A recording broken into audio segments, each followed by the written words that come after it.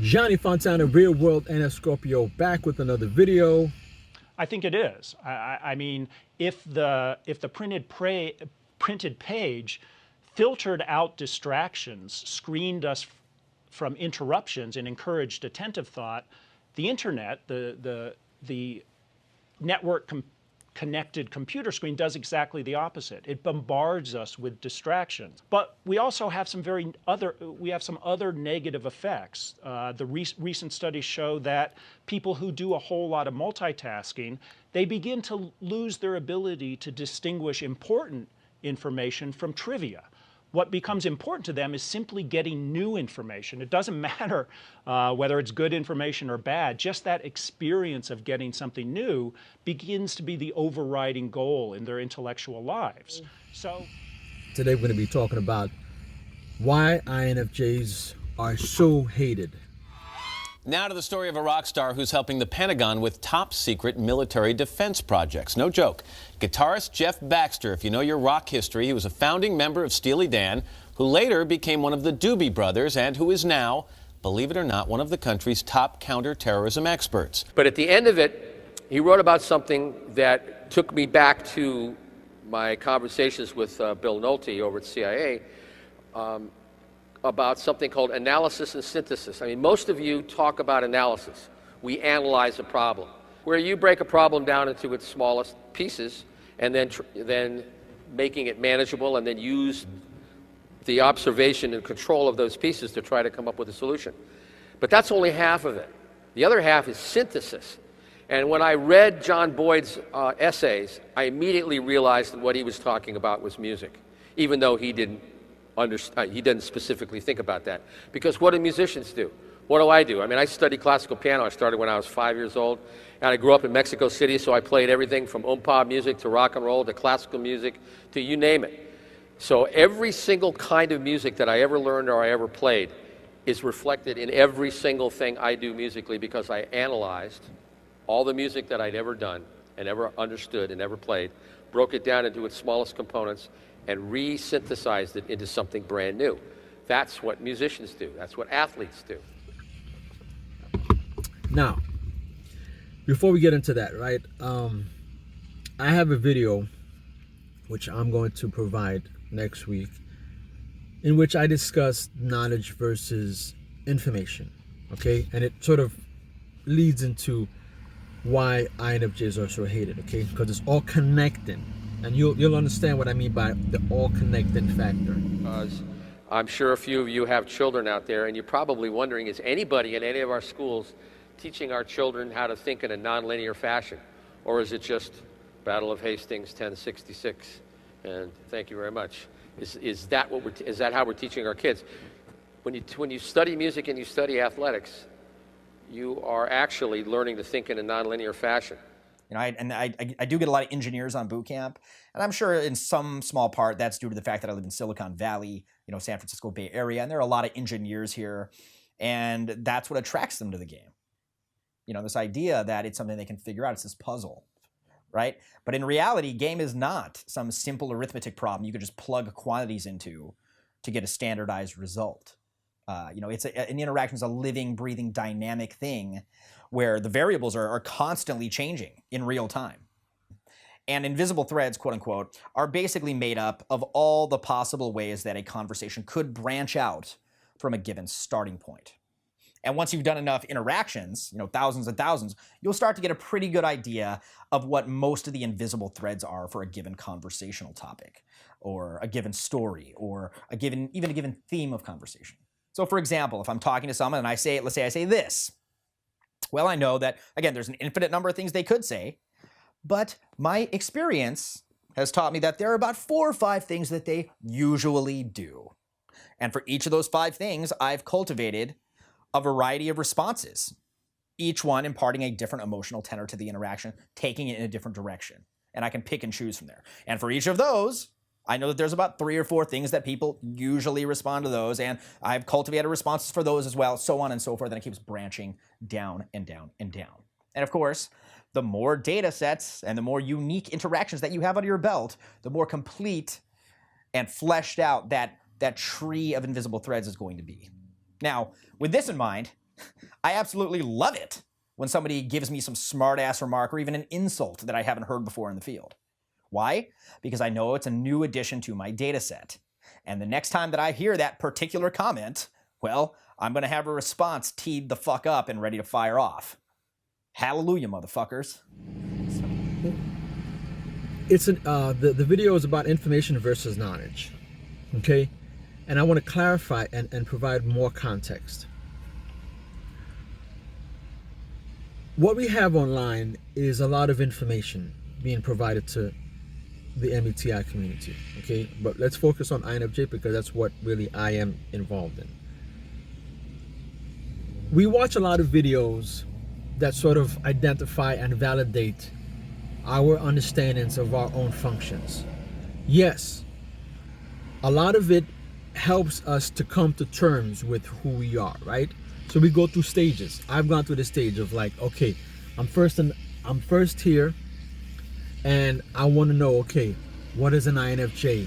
And then from there, you know, I'm told, hold on, I want to make sure that I'm going to be sweating, so bear with me. So, you know, I'm told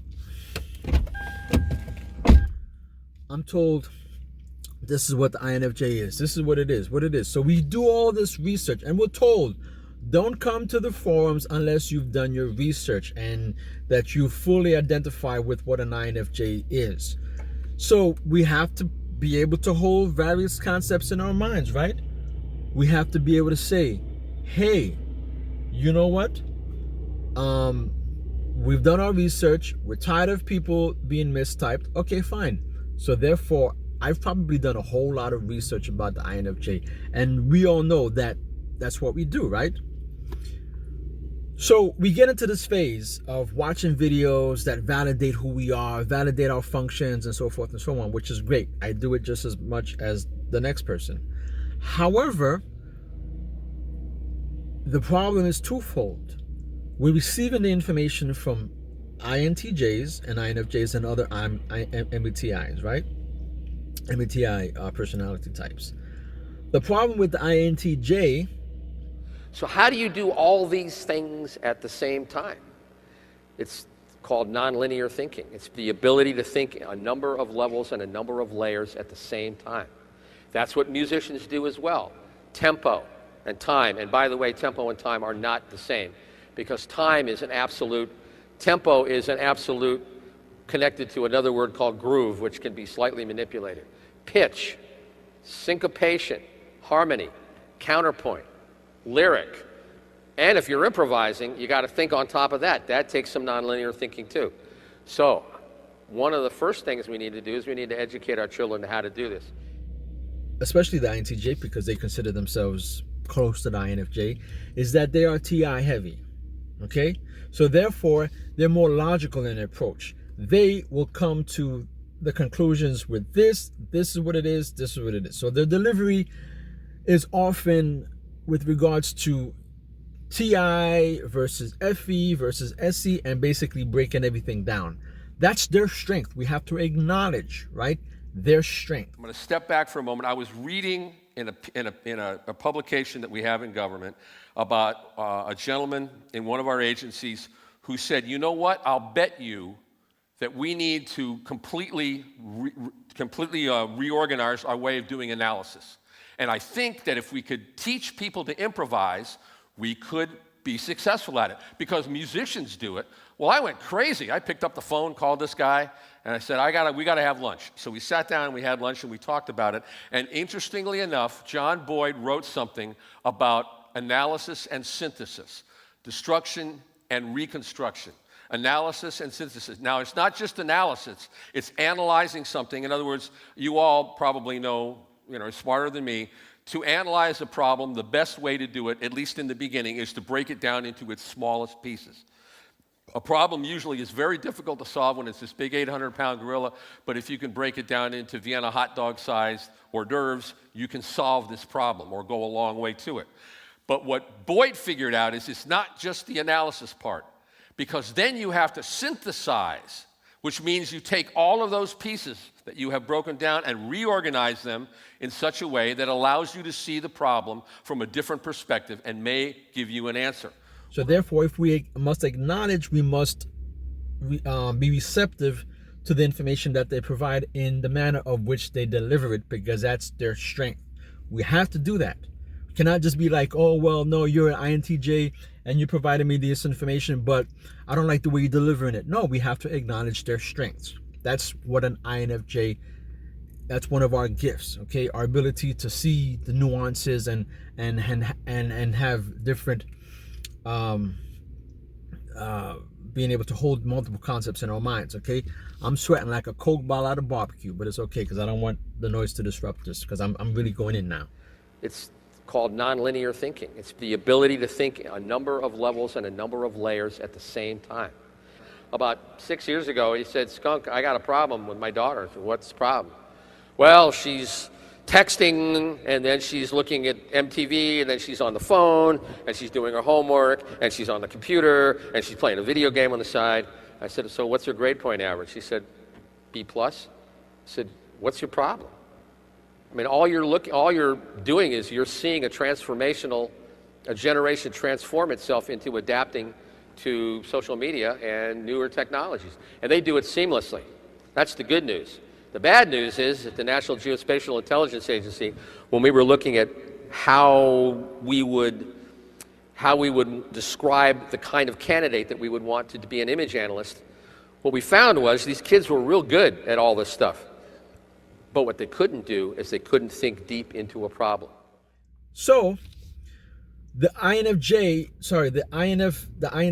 will provide you information. So for example, today I was watching a video on why INTJs and INFJs dress differently, okay? Because I do the research just like everyone else, and I watch INTJ videos, I watch INFJ videos, especially when it pertains to INFJ. I don't watch INTJ videos when it pertains to them, but anything that's INFJ related, I watch.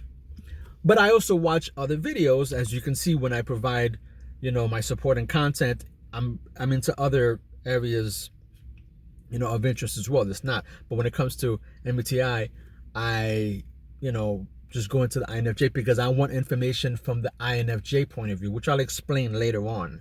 And I think I'm just a deep thinker. I'm actually not just, I think I'm like a very deep thinker. I overthink things. I get super contemplative, philosophical. I'll pick issues apart. I'll rip apart base assumptions and ask why on everything. And people ask me why I do this. I don't know. It's just the way it is.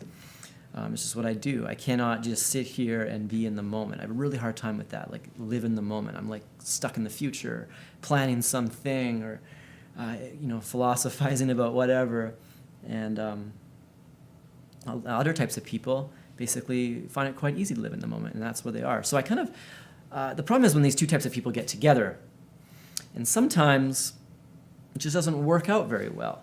And, I wonder why. I have a feeling that the fish can act light and in the moment for a bit. And enough to trick the bird, even, to think, wow, we had a great time. But really the fish is thinking, it wants more. So the fish can leave that interaction thinking, wow, I wish I need more in my life. And if that's all the fish has in its life, that fish is going to get, I think, lonely, probably a little self-conscious about its ideas because the birds don't really seem to pick up on what it's saying. It's like, what about this guy? And they're like, ooh, that's weird, Meanwhile, it makes perfect sense to the fish. They're wondering why this fish isn't doing what they want, when in actual reality, they're just being extremely insensitive as to what this fish can even do. However, when it's coming from an INTJ, it's coming from that more linear. So if you are the type I just want to know why. I just want to know, just cut and dry the answer. You go to INTJ, which is fine. It's just because that's their gift, that's their ability. Problem is though, like I said, it's twofold. The INFJ now is seeing this. And they're like, oh, okay, this is what people relate to. And a lot of INFJs online, not necessarily that they're mistyped, but they are TI heavy just because of how we are driven today. Okay,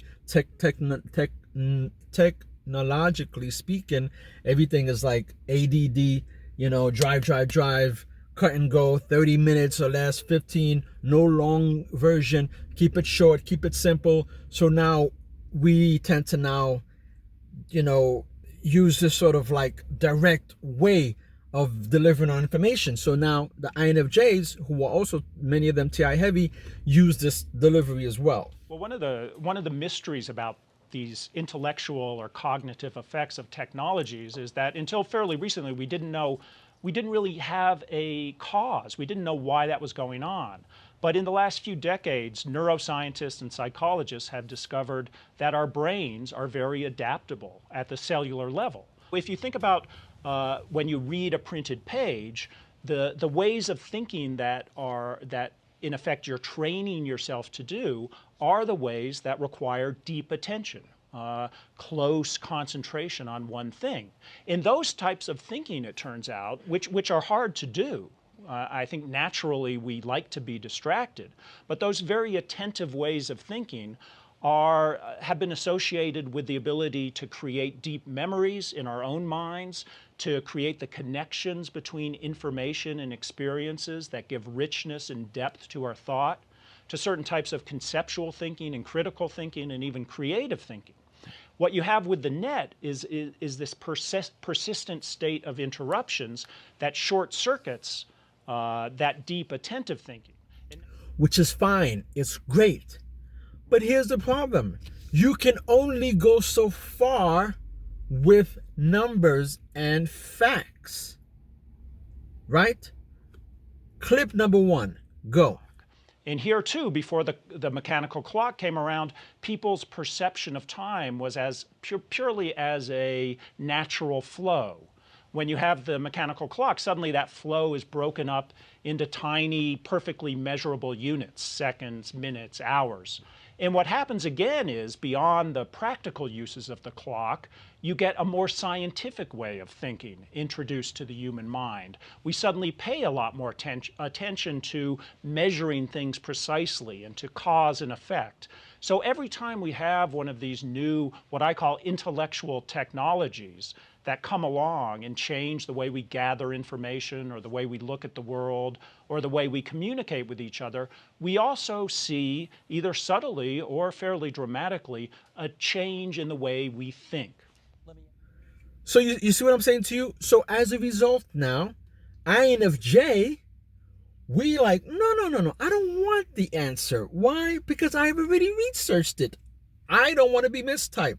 So I'm going to do all the research that I need to do because I don't want to get flamed by anyone. I don't want everyone calling me mistyped. So I'm going to make sure that I am the perfectionist that I am, because we're perfectionists, holding multiple concepts in our minds. We're perfectionists. So therefore, if we're perfectionists, we're going to come into the game and be prepared. We're not going to go into that briefing not knowing our information. We're going to go into the brief like highly prepared, almost like to the T. That's why when we write stuff, we're always like erasing and we're making sure, oh no, that's not. We said, how many times did I re-record this video because I want it to be perfect? I don't want any noise in the background, even though there was a slight little noise or a little made a mess up. I know I'm going on tangent, but just bear with me. I was just like, no, forget about it. So we can be like that as well, okay? However, when now we're watching these videos, it's not about just going direct. It's about, no, I see that information, but I want to know, why does it relate there? Why is it to that point that you connected this information, and how does it relate to previous years? Right? And how does it relate to that subject matter? Now I see. But now when you connected that information to that, what do you think was the effect? How did that evolve there? And so do you think as a result of this, that happens? A lot of people cannot provide that information because they're only here. And that's why we'll talk about why INFJs are hated, okay? Because it's more about being underdeveloped. Not because they're immature, but because they're underdeveloped in terms of world knowledge. We'll discuss that, okay? And how it relates to now us wanting to know the bigger picture and how everything connects rather than to the point, which is what not everyone, but most people in this world, that's what they want. They want just to connect the dots quickly rather than that long version. I want the long version. I don't want the quick 10 minutes, here you go, this is what it is, TIFE, whatever, with a couple of examples. Yes, you can give me an example, but I want that example to relate to something way beyond what most people are thinking. Like, I want it to go over here and be like, man, like, how did that relate to that? Tell me, like, and then from in the middle, I want to know what's going on there. But unfortunately, we don't have that. So we now tend to stick to this whole, yeah. And now when you read comments, it's not necessarily the response of, oh, wow, I can't believe this is the information. I'm sweating like a Coke bottle out of barbecue, like I said before. So it's not information like, oh man, like, you know what? You discovered something that I never thought about. I didn't realize how that connected. And that's why that's happening today. That's why for me, when I gave you my video on the NITI loop, I said, listen, I can't give you the answer. I don't know. And I'm not trying to give you the answer because it's one of those things where hopefully I can, provide this information and that can sort of like, trigger something and you can be like, oh yeah, you know what? Because of that, now I can come to my own conclusions. That's what I like. That's what I prefer. And that's what I think most intuitive feelers are like. Whereas the STPs, like my wife, whenever, like I told you, like I've gone through an issue, I want to know why, whatever. And she's like, more direct, this is why, boom, boom. And I'm like, babe, why don't you just take a more like a less direct and harsh approach? Well, don't tell me how to, deliver my content to you or how to, explain my stuff to you. And which is like, all right, cool. So then you learn to deal with that as well. But again, so we go into that phase of, we're still on the knowledge, and I'm going to go into the whys of the why INFJs are hated. But so now we all do it, right? We get into these INFJ videos because we want to be validated. Yeah, like I was watching this video with this guy talking about how we dress. I'm like, yeah, spot on. I understand it. I get it. But then it dawned on me because again, I have this development and understanding. I'm like, man, like I already know this information. I'm just stuck at this validation of like, and I get it because you just want to, and I get it also, hold the multiple concepts in our minds. A lot of folks who are coming into this system, they want to feel that, hey, you got me. No one else got me. Man, like, I can't believe it. You got me. And that's great. That's perfect. I appreciate people providing this content. That's why, like, when you talk to me, like, I'm like, hey, this is not bad that we're doing it. But I'm coming from a different angle of like, well, the problem is that the INTJ and the others, they can only provide this much to you. Because guess what? After you've done your research and after you've watched all these videos, how many times are you going to be told that you're rare? Which leads to, why INFJs are hated so much. Because it just stops there. You see what I'm saying to you? Because there is no development beyond you are rare. Because as I said before, okay, fine, you're an INFJ, now what? You know what I'm saying to you? And so now you have a place by where I was watching another video today. Because again, I watch INFJ videos and the person was discussing, but before I got to that video, there was 10 reasons why INFJs are depressed, 10 reasons why this, 10 reasons why that. It's not really anyone talking, it's just boom, boom, boom. And that person went to go on and, talking about the darkness of INFJs or what have you. But you are rare, or the INFJs are rare, and this, that, and the third. And it's like, I get it. You just came on the scene, but I don't understand how you haven't done all the research, right, prior to coming on and making your videos and to provide insight that which isn't found by how many INFJs doing YouTube videos. Because again, they're in their bubble. Because again, if you are beyond linear, you would have said to yourself, oh, wait a minute, I've done a whole lot of research. There's a whole lot of content saying that you're rare. I don't have to speak as if this is new information, because the way that they deliver it, it's like new information. and you watch, oh, how do you get rid of depression? INFJ. This is someone who's not an INFJ or someone who's providing, I think, from Truity or whatever. And it's like, this is so inauthentic. INFJs, this, you want to learn how to get away from your depression and anxiety? I'm going to teach you. And it's like, dude, like,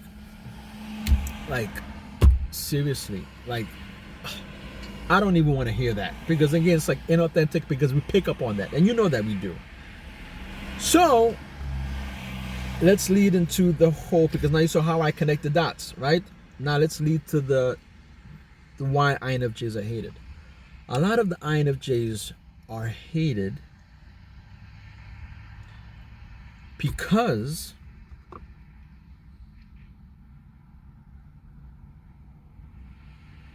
there is a lack of development. And it's a societal thing. It's not INFJ thing. As INFJs, we have our strengths.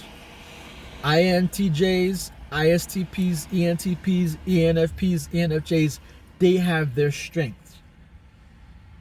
Gary Vaynerchuk, what's his strength? Go. Leader. 100%. 100,000%. I think that's a very astute observation that a lot of people have not made. I listen by watching what people do.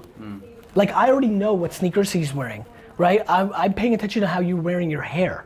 Really? I mean, yeah. What do you think? I think it's different. Okay. I think it's kind of like Fez from the '70s show. I think it's a throwback. Okay. And honestly, I took note of that. I'm like, what does that mean? I like that shit. So I've learned how to listen without talking. Excuse me. I've learned how to listen without the other person talking my whole life. That's how you do sales. You know, I used to do baseball card shows. I would stand behind a table. He would walk table to table to table, and he would look at my cards. He would not say anything because he's a shopper. Can I help you? I'd say, can I help you? And he'd say no. Well, I could have checked out and been lazy, but I wasn't. I would then spend my time looking at him without being creepy. I'd like, kind of like look and be like, let me know if I can help you with anything. I would watch. I'd watch what he would look at. What made him buy? Why? Who? Then I'd watch him in the table if he went to the left and right, see what he did there. I learned how to, then I did retail. I stood behind a register all day and just would watch people. So I watch. Right, but that's in-person sales, but now you're leading a much bigger company and you don't have that ability to watch other people as much Yeah, now. but once, guess what? Once you have that seed, you understand how to scale it. Got it. But his thing is more of a direct thing, right? He likes to be in the spotlight. He wants people to know.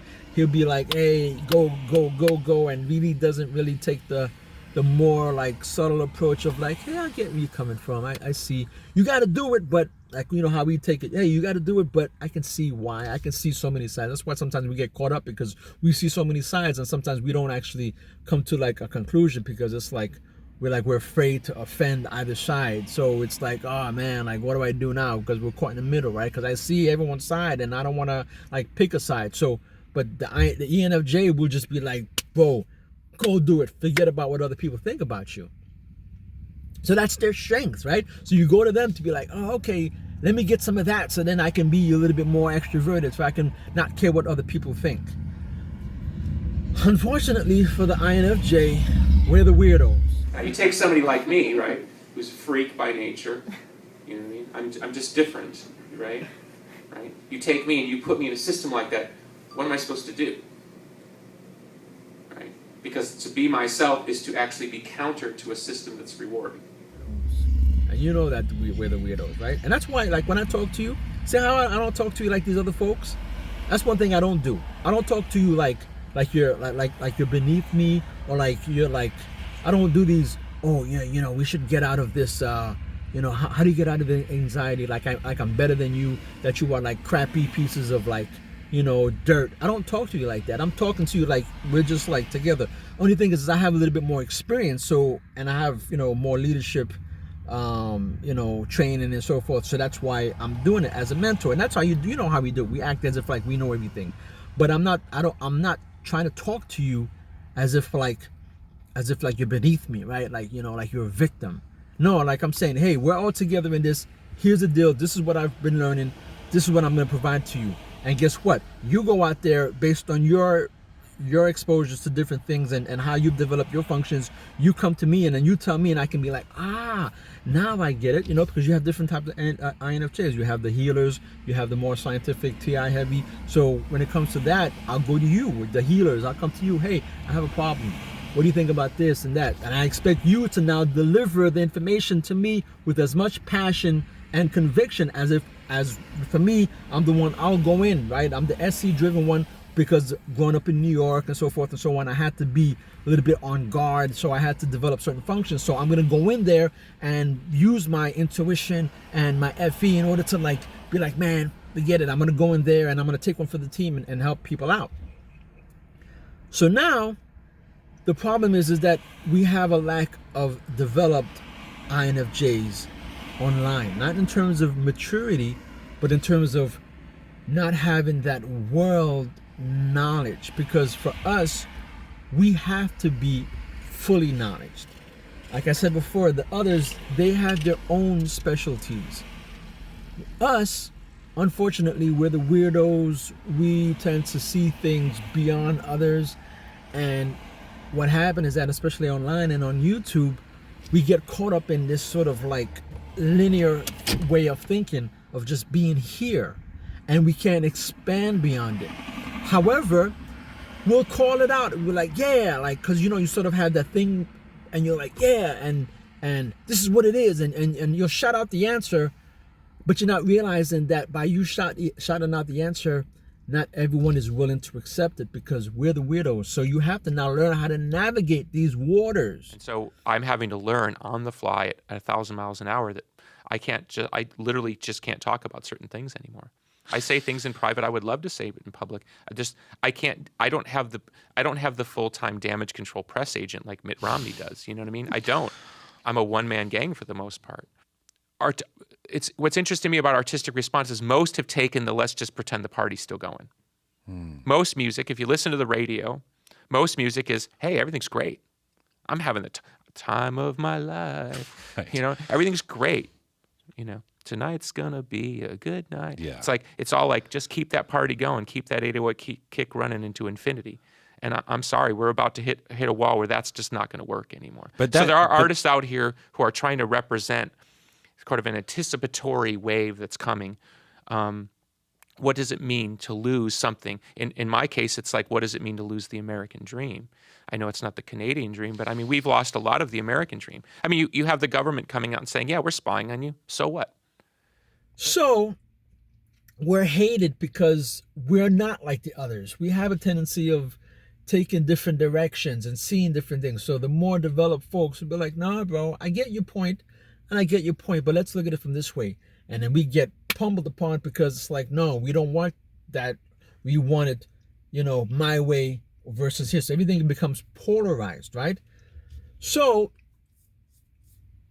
and as a result now, when you are online and you're trying to get this information, INFJs tend to come off as, like, hey, I got it. I know the information, but they don't know how to navigate the waters, right? So you have an example of someone coming in like an ENTP and wants that information, wants the better context. A knowledgeable INFJ, a fully developed INFJ will come in and say, here it is. Here's the situation. So for example, now, before when I was younger, I couldn't do it. But because of my experience, even though my father has all this experience, I can come and school my father in certain areas where he acknowledges it. And then I can acknowledge his. And I'm like always asking for his opinion, but not because I'm older, I have all this experience. I'm like, But for us, it takes us a while though.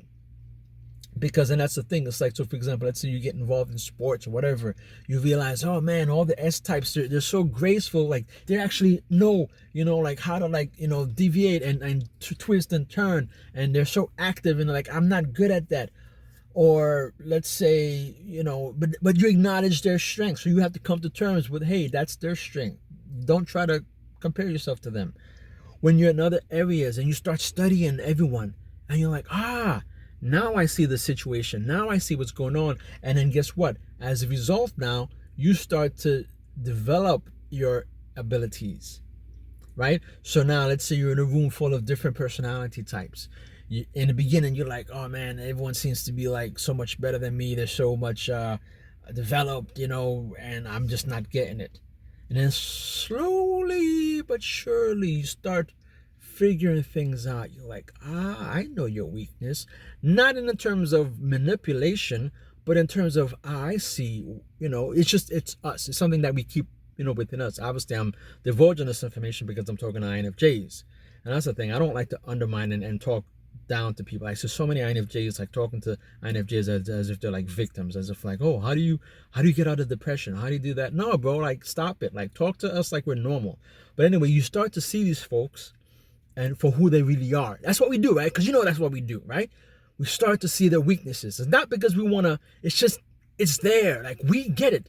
Other folks don't get it. And then you start to and then you'll go up to somebody and say, listen, I got a question for you. Is it me or is that person insecure or is whatever? And then that person be like, yeah, you know what?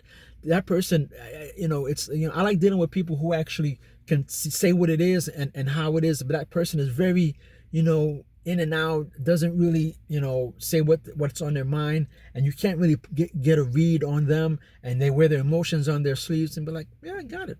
I really got it. I knew it. I just wanted you to sort of support my thoughts. But we think about that stuff. But you ask the right person, because you know that if you ask certain people, or the more the S and the extroverted types, they're not really into that. They're like, I don't know, I don't care, it's whatever. Why are you asking me that question for? But if you ask more like the intuitive, like the feelers, or like the more like introvert types, you could be like, hey, I got a question for you. And then they'd be like, yeah, that person is this, and when I was dealing with that person, that's what I got from that individual.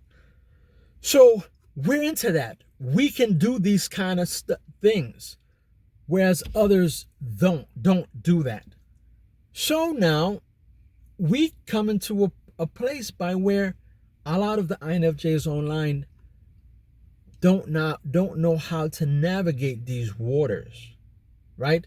So they go into these situations and they don't provide that developed aspect to them, and they'll blur out certain things and they'll try to, but they're not refined in their approach. It's like, for example, an INFJ. Oh no, sorry. Let me get back to what I was saying. So once you start to figure people out, you start seeing all these different personality types.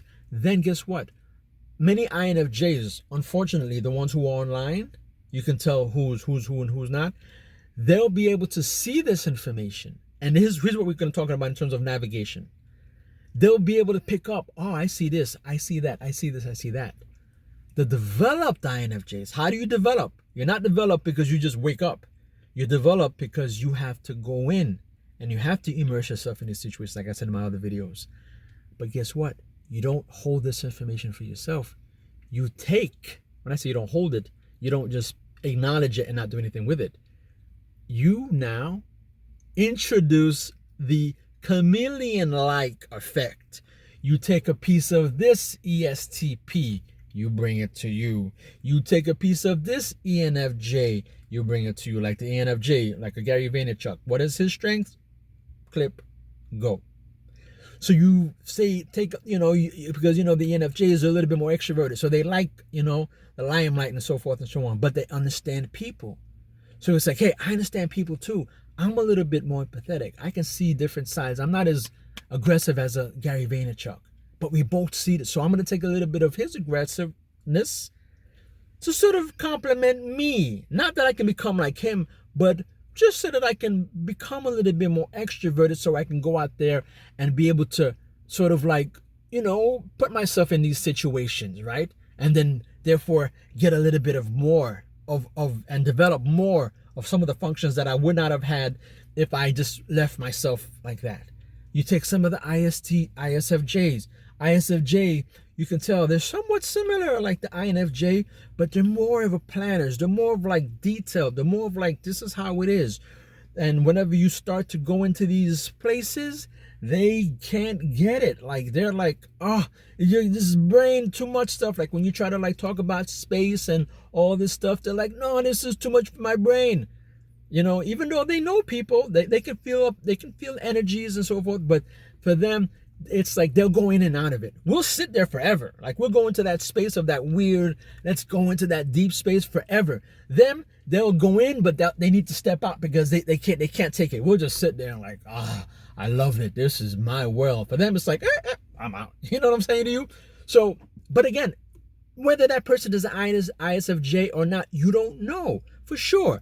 But they have these tendencies. That's why I say the tendencies. It's like, okay, that person has INFJ tendencies, that has whatever. Because guess what? You become chameleon-like and you start to see these things and you take all these things from different folks. So then, when you go onto these forums, when you go into these places, right? You have been exposed to these folks, so then now you learn how to navigate these choppy waters.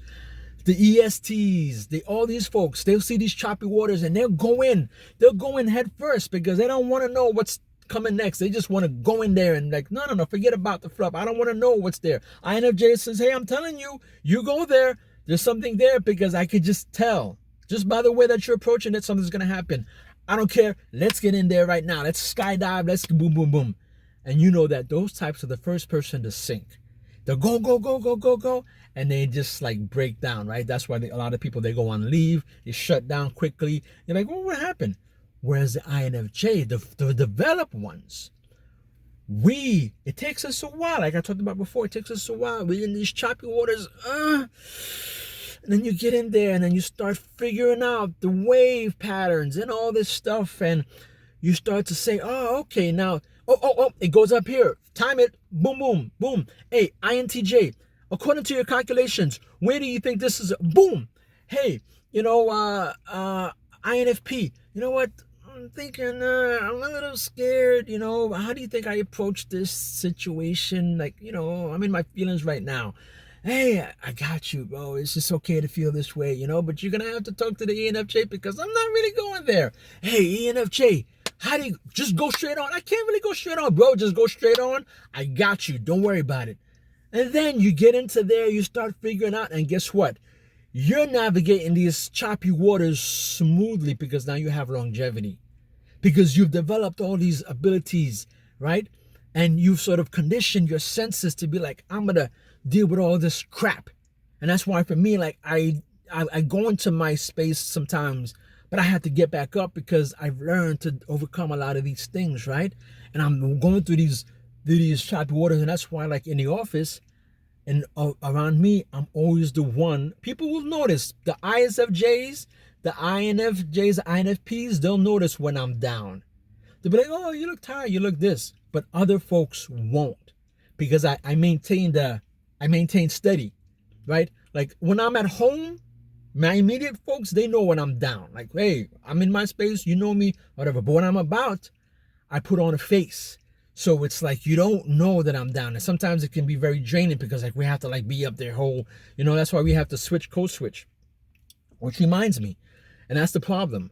The INFJs are hated because they don't know how to code switch. They'll try to blurt out, all that they want, or they'll stay in that sunken place. But they don't know, hey, there's a time and place for that. And, it's just so much involved. But code switching is like, for example, I was out with a couple, right? Me and my wife, who were out with a couple. And, they're from like the San Francisco, tech world. And for me, I come from New York, right? So I'm more, I've dealt with a lot of Italians, a lot of Caribbeans, more urban folks, right? Less of the techie, whatever. However, because of my exposures, I've lived in DC. I've learned. At first, I didn't understand, but then I learned. I took some of the qualities of those, like, politicians, the staffers, are very intellectual, button-up folks. I've lived overseas. And it's not to toot my horn. I'm giving context. A lot of people, every time I say these things, they think I'm tooting my horn. No, it's to provide context because that's what we do. We go long version and not just up front. And that's why a lot of people, they don't understand. That's why they hate us, because I'm providing context. And to them, it's like, why are you giving context for? Why are you telling me that? You're just shooting your horn, because they don't understand nuance. They don't understand that in order for me to get here, I need to provide this information. So I'm, been exposed to the military, been exposed to the medical field, I've been exposed to business. So therefore, I can sort of code switch whenever I need to. The problem is that when I'm code switching and I code lock, it sort of like drains me. So I can have to spend like 3 hours with that couple because I'm not used to like, dealing with folks from like the tech world. I was just like, babe, I feel so drained. It wasn't normal for me. Like I didn't feel like that was me. Like I just felt like I was in this cold lock, like having to like, talk very like, techie world like in terms of providing certain information, and I had to like sort of like stay up with them, right, in terms of like my experiences and working in DC, working in the White House, and so forth and so on. And also tell me, so when you're applying these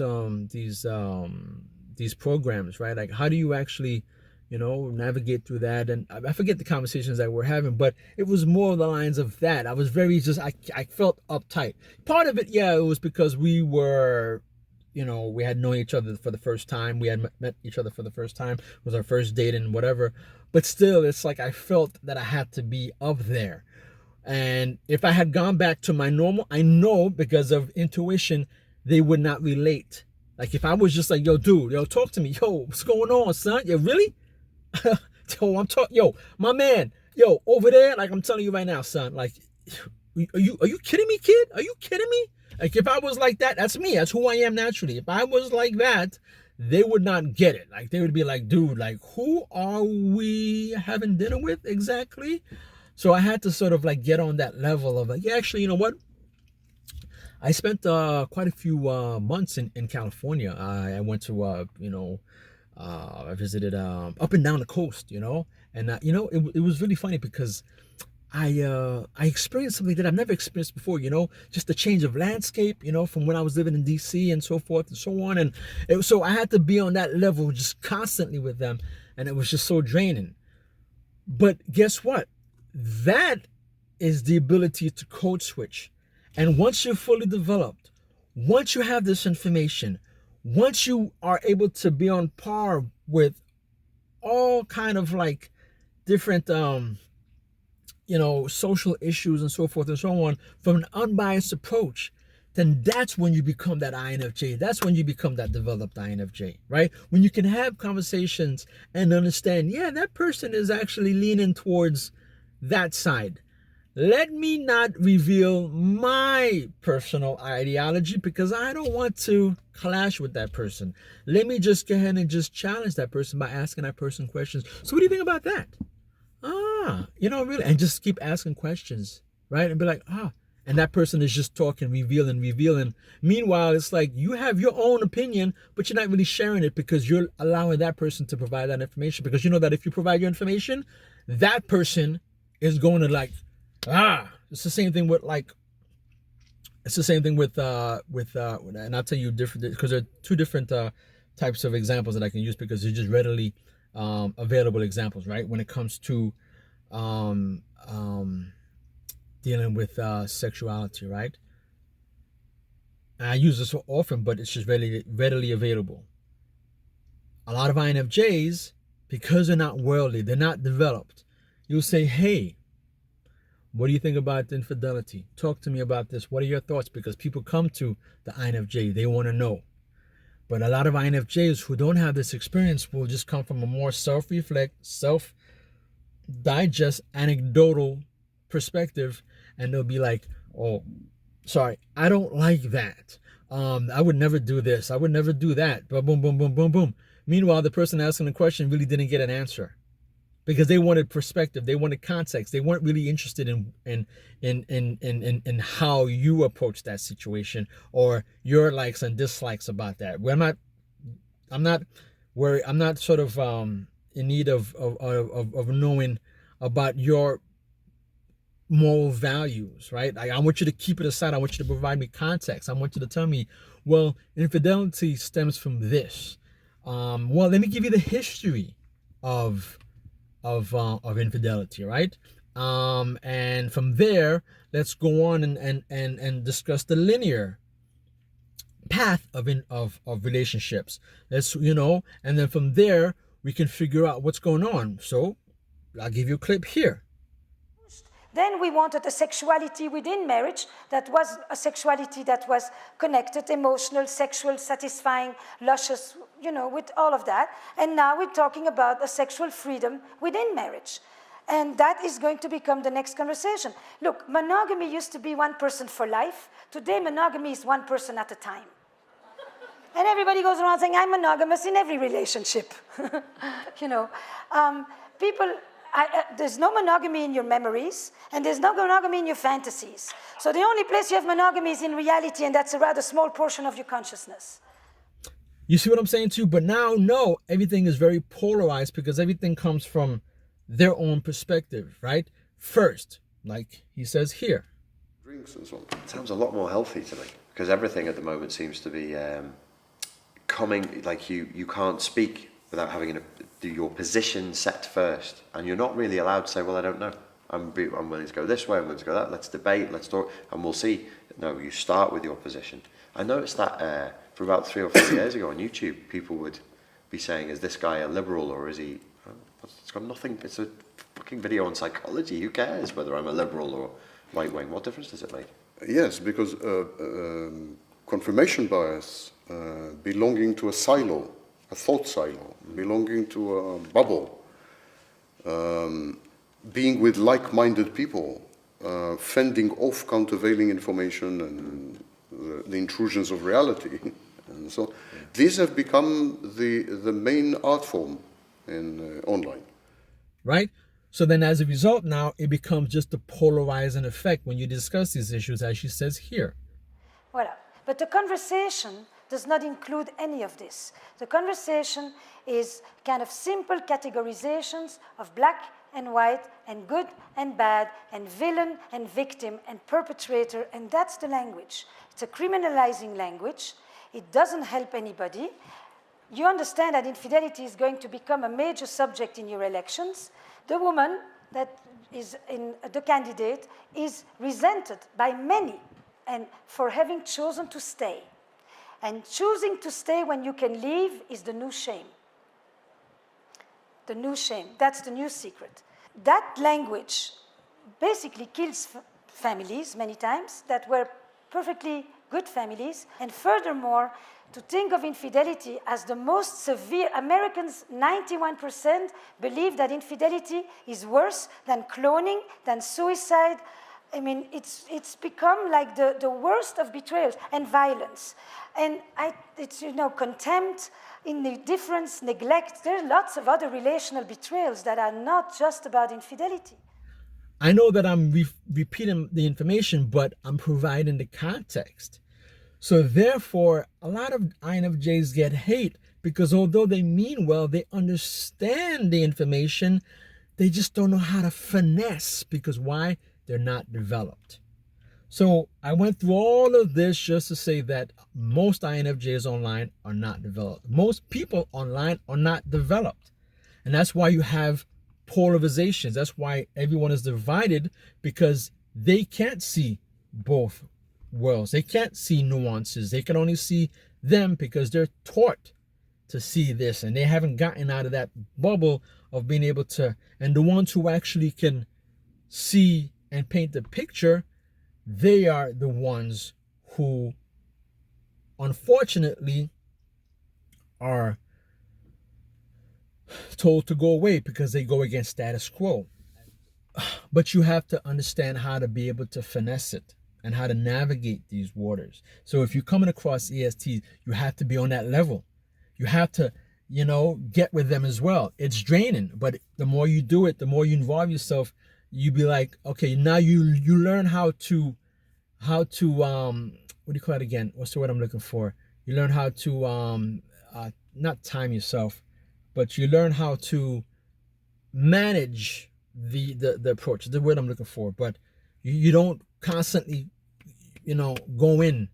You learn how to sort of time, your situation. You don't always go all in with them. You learn how to go in, retract a little bit, go into your own little space. Let me just get ahead and just, recharge, and then go back again, recharge, but recharge in a way to like not really let them know that you're recharging.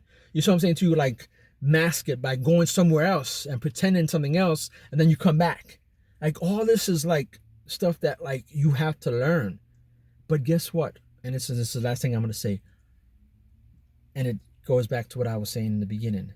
The reason why a lot of folks have a hard time doing the stuff like being able to, you know, get with, like, engage with the ESTJ and then just sort of retract, go somewhere else, recharge quickly, without that person knowing. The way that we know how to do it is through knowledge, researching, figuring out, oh, okay, this is who I am. This is, oh, okay, I need my recharge. This is how the ESTJ. How do you now learn body language? How do you learn how to escape from different sources? And then you put everything together, and then that's when you are around these folks, you learn how to, you know, touch and go, touch and go, touch and go. But unfortunately, INFJs are not providing this information. And a lot of folks are stuck, like I said before, in that information mode of reaching out to just those who will validate the information that they already know, rather than going out and collecting information from various other people and putting it together and then applying it themselves, and or as INFJs articulating it so that other INFJs can then use this information and apply it themselves, and then from there provide it to others. But that's not happening. What becomes important to them is simply getting new information. It doesn't matter whether it's good information or bad, just that experience of getting something new begins to be the overriding goal in their intellectual lives. And there's even evidence that just the simple act of getting a new little bit of information releases some dopamine in our brains. And dopamine is a pleasure-producing chemical, very important brain chemical, but it's also associated with addictive behavior. And so you can kind of, from that, you can kind of see why we tend to be so compulsive, even obsessive, in kind of gathering as many little bits of information as we can all day long through our various devices. So now we came full circle. Johnny Fontana, Real World NF Scorpio, we out.